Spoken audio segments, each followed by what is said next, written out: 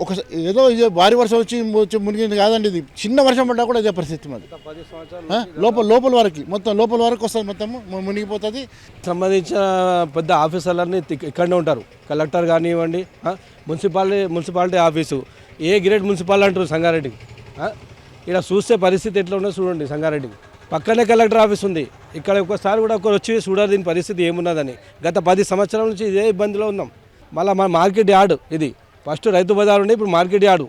దానికి మాకు 1% కమిషన్ తీసుకుంటారు, మళ్ళీ రెంట్ తీసుకుంటారు, అన్నీ తీసుకుంటారు మా దగ్గర. కానీ పరిస్థితి మాత్రం ఏం మారది. 10 సంవత్సరాల నుంచి ఇట్లా ఎంతమంది చైర్మన్లు వచ్చారు పోయారు. మొన్న వచ్చిన చైర్మన్ గారికి పిలుచుకొచ్చి అంతా చూపెట్టినాం. దానికి ఇప్పుడు దాకా ఏమీ లేదు. దాన్ని గత ఒక 8-10 సంవత్సరాల నుంచి ఇదే ప్రాబ్లం కొనసాగుతుంది. వర్షం పడినప్పుడల్లా అక్కడ పైనుంచి వాటర్ మొత్తం ఫ్లో ఇక్కడ వచ్చేసి మొత్తం ఈ రైతు బాగా ఎండిపోతాయి.